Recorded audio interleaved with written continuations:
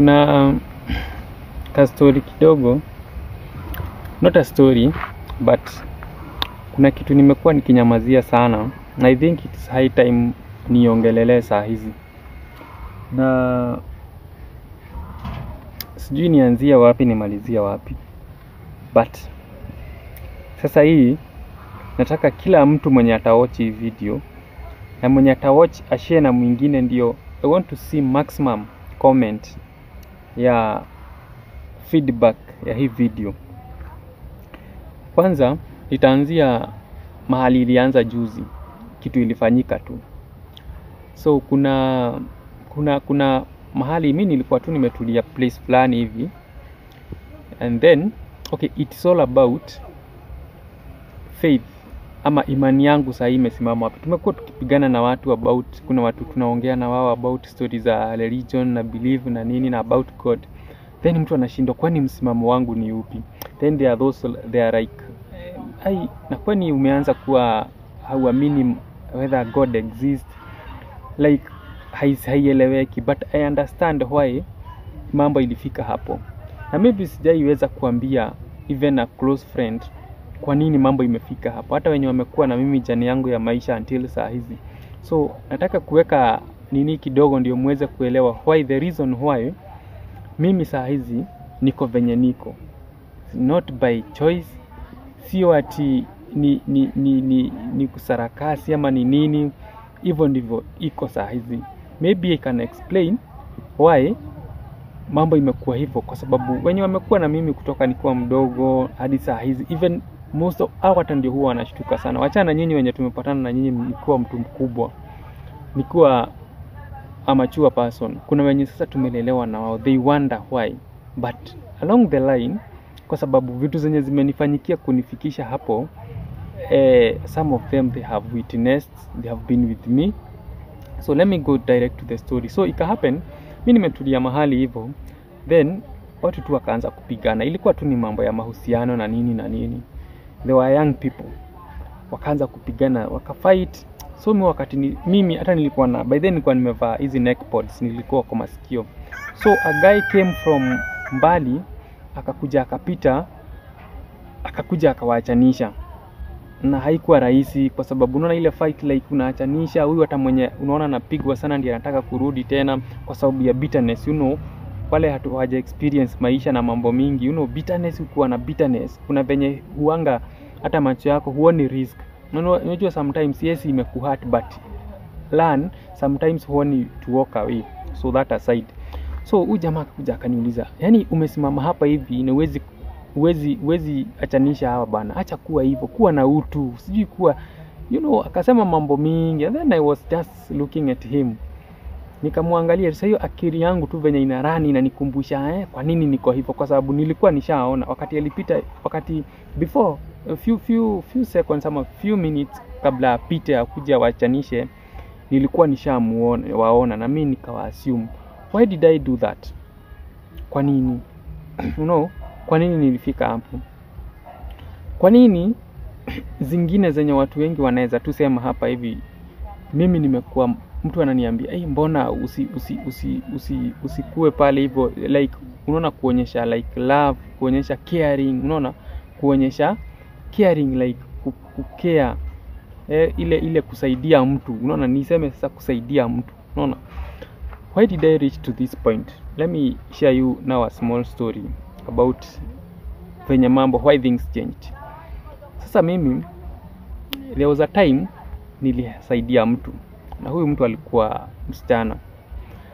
After kumsaidia ilikuwa ngumu sana kwangu, because that story ilikuwa kwa shule by then, na mimi si uko shule. Hata si story ya kitambo sana, hata I don't think mwaka imeisha by the way. So after nimemsaidia, venye nilimsaidia, it's a big story, na hope siku moja itakuja kujitokeza, like maybe I'll do an interview, because it is something that maybe totally changed my life. So mi after kumsaidia, hiyo kitu venye nikafanya tu, tenda wema, venye tunaambiwa watenda wema nenda zako. So mi nikatenda wema, nikaenda zangu. Lakini after kutenda wema nikaenda zangu, wema haukunifuata. Kitu chenye kilinifuata ni mambo mabaya sana. Mambo mabaya sana yenye yalinichenjia, yalinibadilishia maisha yangu so negative until today. Hadi saa hizi maisha yangu ni mabaya kwa sababu ya wema nilitenda. Unaona? Through that journey, through that moment ama that time, wakati nilikuwa najaribu kusolve ile story, okay, ilienda up kuwa hivi. I'll just let you know vitu vidogo venye zili happen. So mimi nimeenda pale nikasaidia msichana, and then ikatokea sijui nililala na yeye, sijui nilifanya rape. So ikakuwa ni hadi nikashitakiwa na kesi ya defilement. So hiyo kesi, watu wenye maybe kuna mwenye atawachi video anajua about kesi, umeshtakiwa na kesi ya defilement, unajua venye hiyo story inaendaga. Kwa wenye hawajawahi, labda they know, they have an idea, you understand what I mean. Yani imefika, I have an OB, and I think ningekuja kuonyesha hapa hivi, niko na OB kwa nyumba. Ningekuja nayo hapa niwaonyeshe because I know kuna wenye wataamini hii story kulingana vile nitaisema, na kuna wenye watasema na kweli mimi I witnessed, kwa sababu ilikuwa story kubwa sana. So through that mimi nikashindwa, mbona hii story imenigeuka hivyo wakati nilisikia sijui unatafutwa sijui nini. And then I was like, ni nini? Wazazi wa huyu mtoto wananijua vizuri sana, vizuri. Then I wondered what was happening. Sasa akili yangu ikaanza kukimbia, like hakuna kitu imefanyika, like I was in a position to do that, I never did it, but venye imetokea imekuwa hivyo. Mimi sijakosana na huyu msichana, sijakosana na wazazi wake, like okay, sijui sometimes tunasemaga wewe hujaichapa mtu, hujaifanyia mtu kitu baya, but mtu amekukasirikia na anasema umemkosea. Unajua kukosea mtu ni kwa aina mingi. You might do something to somebody ukidhani unafanya good thing, but upate ulikuwa according to them ulifanya kitu mbaya na uliwakosea, But according venye tumelirate na hawa watu, I never expected them to hiyo mambo ifike hapo. So me was like, kulingana venye nimelelewa mambo ya God, hapa nataka tukue strictly mambo ya imani na Mungu na venye tunaamini, kwa sababu nimekuwa nikipigwa sana na story ya mbona uko hivyo. Sometimes people don't understand kwa nini watu wako venye wako, kwa nini watu wako na beliefs zenye wako nazo, kwa nini watu wako na imani zingine, misimamo ingine kali sana. Sasa nataka mimi leo at least nijaribu kuweka open ama kuweka understand kwa nini, kwa sababu I'm one of them. I have so close friend wenye tunabishanaga sana, kwa nini uko hivyo, kwa nini hauamini God, na mimi huwa nawaambia always, si ati siamini hakuna Mungu, mimi najua kuna Mungu, lakini shida iko how he operates. God atafanya hivi, God atafanya. Mimi kuna vitu zimefanyika, I expected him to act, atitenda wema, nenda zako. Mimi hiyo kitu mimi sahi, it doesn't work for me surely. And sorry to say this, mimi hiyo kitu before I used to believe, but sikuwa I believe, because kama siku moja God atanitokea tu hivi aseme, anionyeshe why that thing happened hivyo, nitakuja kuamini sana na imani yangu bado itabadilika tena. Lakini for now wacha isimame venye iko saa hizi. Mimi mtu aniambia sijui amini Mungu, ni muamini afanye nini hapo? Kama hakufanya kwa ile, ni gani nyingine atakuja kufanya? I know hii maneno itawawasha sana, lakini for me, okay, that thing it costed me a lot, kwa sababu kitu ilienda happen, like nikaona kama ni jokes at first. Huku wakasate kwa juu nilisikia, I was called by my brother, akaniambia sijui nasikia hivi ni hivi, and then nikasikia, nikatumanishiwa hadi nikaitwa. So and then ikaenda tukakuwa hadi na kikao, na ikakuwa I saw everything. So it was like pali story imefika, kushashtakiwa, kushaandikwa, kila kitu ndio hii. So mambo ni mawili, either wewe uishie ama uende ndani. Na by the way ikakuwa ngumu sana kwangu when I confirmed that is the case, ama mambo yako hivyo. Na ikakuwa ngumu at first, nikaona kama ni movie, so kichwa sahi na kimbia nikaona kama ni movie, and then ikafika mahali nikaona mambo iko serious, na ilikuwa serious kiwango yenye sitaelezea hapa, but sometimes later mtakuja kuona ikakuwa serious. So nikakuwa confused, tuseme tu mimi nilikuwa confused, na mind yangu tu ikaharibika. So nilikuwa like mimi hata sielewi nini, it was like sielewi, it was mad. And that moment kitu yenye ilinisaidia ni somebody to help me think what to do, unaona. Na I remember it's my brother mwenye aliniambia, mahali imefika, hii story ni serious, hii story ya defilement hata imefunga watu wengi sana, na ni kesi ya uongo, ni kesi ya uongo. Wewe ndio unajua hii story na huyu msichana na God, na juu tumefanya hii kesi tumeona kabisa hata sisi hatuoni evidence, na kuna option ya wewe kuishia, wewe ishia. Then I was like, nimesettle, niko na job yangu, niko na familia hapa, what will I do? What will I do? Hii kitu bado iko inaniingia. Na the last thing I did ilikuwa like, so mimi labda sasa nipelekwe kama wheelbarrow. Sasa juu how vitu zingine ni ngumu kufanya, choices zingine sometimes tunawekwa umewekwa kwa vitu zenye ati you either choose between this and this or this, but pia wewe unashindwa kabisa, inakuwa ngumu. By the way, sometimes iko ngumu sana. So mimi nilifika, even I don't understand venye nilifanya tu nitoke hapo, kwa sababu I remember almost watu wenye walikuwa na advice were telling me, I know God atafanya hivi, I know God is in this. Nikahubiriwa, nikaambiwa Bible verse na nini, nikaambiwa hata misemo zingine za Kikuyu, utire ate utatiga dakora, for those wenye hawataelewa hiyo mtatafuta kuulizia na huko, unaweza rushwa hapa, hiyo ni temptation, ni kujaribiwa tu kidogo alafu mambo ikuwe sawa. But because that thing ilinipeleka into depression, kwa sababu I had to lose my job, si kuajiriwa, my own job, nikachanishwa na familia yangu. Nikiangalia the reason why all those happened kwa sababu nilikuwa mzuri, I did good to somebody, hivyo tu. Sasa najiuliza mimi, who can convince me ati tenda wema nenda zako, ati mazuri yanalipwa kwa mazuri, hakuna mabaya yanalipwa kwa mabaya? Nani anaweza ni convince hivyo? Mimi sijaiona mazuri kwa uzuri wangu nilifanya, sijawahi ona. Na hata sijui hata ama niko in a position ya kuhope hiyo mambo ati kuna siku itafanyika. It's now almost a year, bado unateseka. Mtu mwenye alikuwa na mambo yake,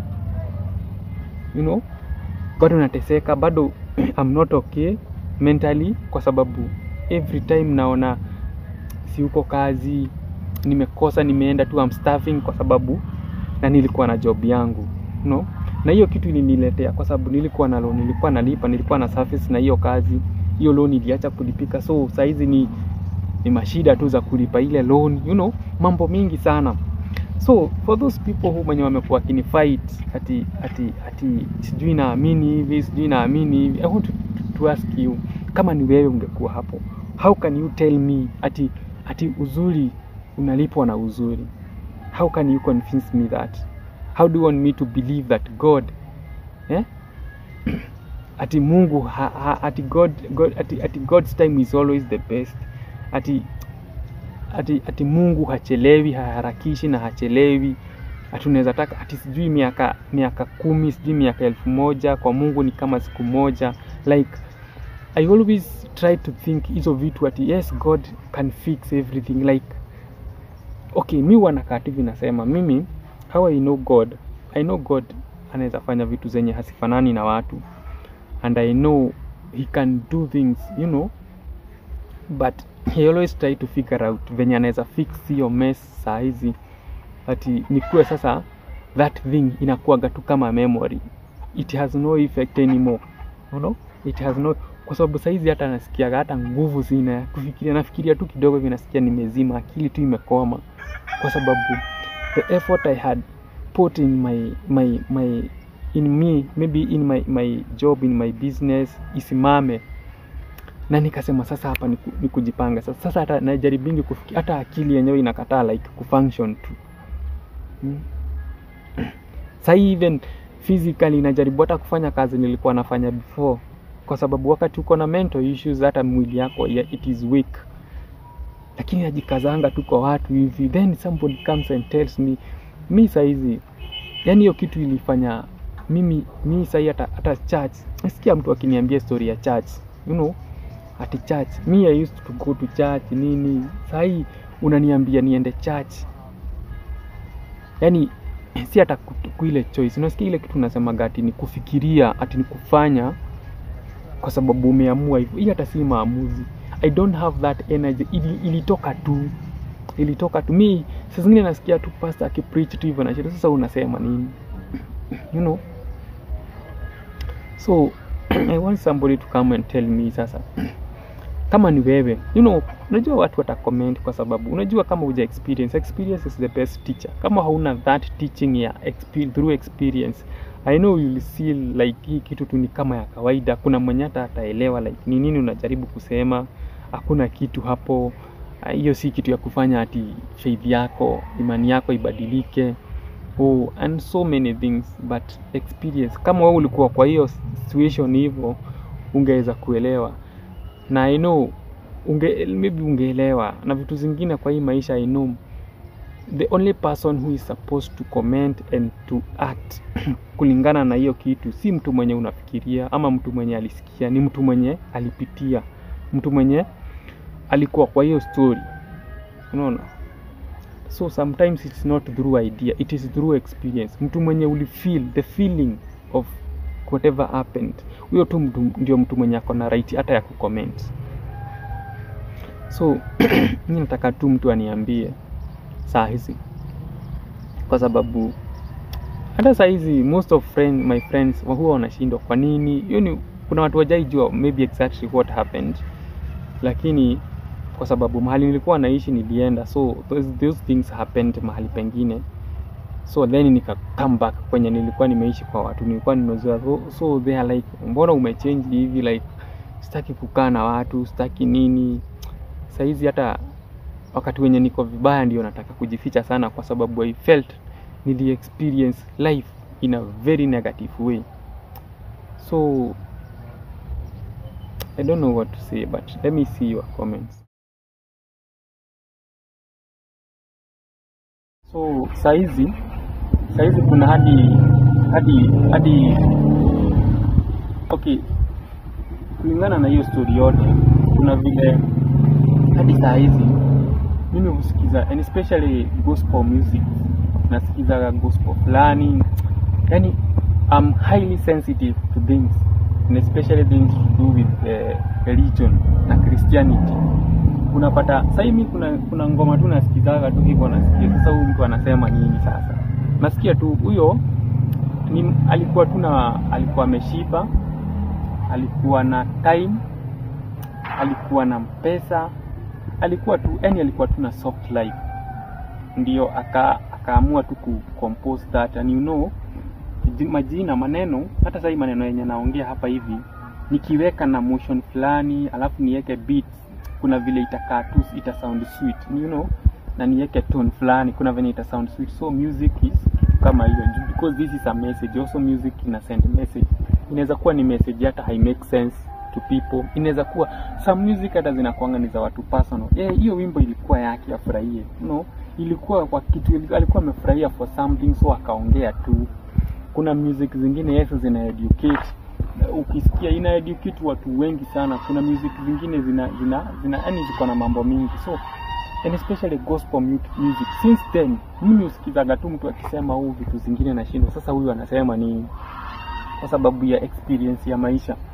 Kuna vitu zingine utapata hata mtu amekaa mahali fulani anaambia watu kitu, na msikiza tu hivi nasema huyu according to me, not according to everybody else, but according to me hizo vitu has make sense, and especially kwa vitu zinasema about God, you know, about God, kwa sababu kila mtu alizaliwa akalelewa akifunzwa. Hakuna mtu hakufunzwa about God, hata wenye wajaienda church. Unaona, kuna sisi wenye tulilelewa church. By the way, for me me never used to believe ati kuna day nitakaa hivi on a Sunday but I'm not in church, kwa sababu nimegrow hivyo. But I've come also to realize ama to learn something about this life, like kuna venye maisha, kuna vitu utapitia zikuchange kabisa, kuna vitu utapatana nazo, kuna vitu, watu, mambo. Okay, niseme ni mambo kwa sababu mambo linatokana na vitu na watu, environment, watu wenye wamekusurround, like whatever happened to me that one, ati hiyo kitu imeni change. Like mimi vitu na kusema ati kusaidia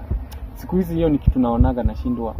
I'm unable to understand between kusaidia na kujiharibia wewe, kwa sababu for me what I did thinking like I'm helping somebody, it changed my life so negative until to date, na bado hata sasa kuna vidonda na vidonda hazijapona until saa hizi.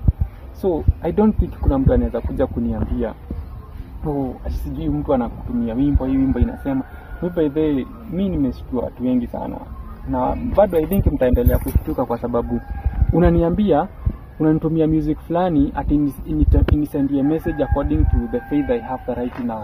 It is not working, it is not adding anything to me, kwa sababu unajua kuna the extent unaweza kuwa umeumia hata uende hosi upewe first aid ndio uende for further treatment, kwa sababu ilikuwa serious.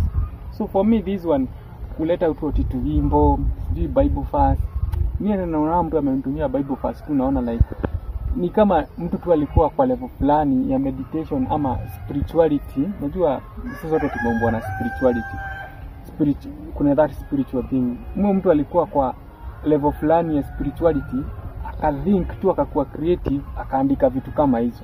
You know, it's in the Bible. Na mimi usiogopangi nikisema hivyo, because unajua tuliuzwa uoga sana. Ati Bible ukifanya hivi ukifanya I have no problem with that, kwa sababu imesaidia wenye inasaidianga kwa njia zenye zimefanyika. But me the truth I know, mtu hawezi nitoa kwa truth yenye najua, unaona. Na the experience that I have gone through, ama experience that have been to, so hakuna mtu anaweza kuja kuniambia something different from that, kwa sababu kuna venye tunaonaga hata mambo, tunaona mtu unaona mtu amefanya kitu, then people are like hizo ni bangi, huyo mtu alikuwa on drugs. But for me nikiangalia, hata drugs mingi hata drugs mingi zinaweza tumika mtu afanye kitu fulani, hata hazijafika extent ya mtu kukuharibu akili without even drugs, maneno na vitendo. Kuna the worst thing can happen to a human being ni hiyo akili yako, mtu install, mtu akwambie kitu kwa ulimi tu, kwa sauti, kitu mbaya, ama kufanyie physically kitu mbaya, inakuwa worse even more than even consuming ama taking those drugs, bangi zenye mnasema na the rest. So I'm waiting for your comments. Sasa mseme, I think I'll do like an interview for the whole story, vitu juicy hiyo peke yake. I think ni vitu zimekuja happen, na then that one ikakuwa the major one, the big one, and then I'll let you to know and allow you to think and also comment wewe unafikiriaje na hiyo story, unaona.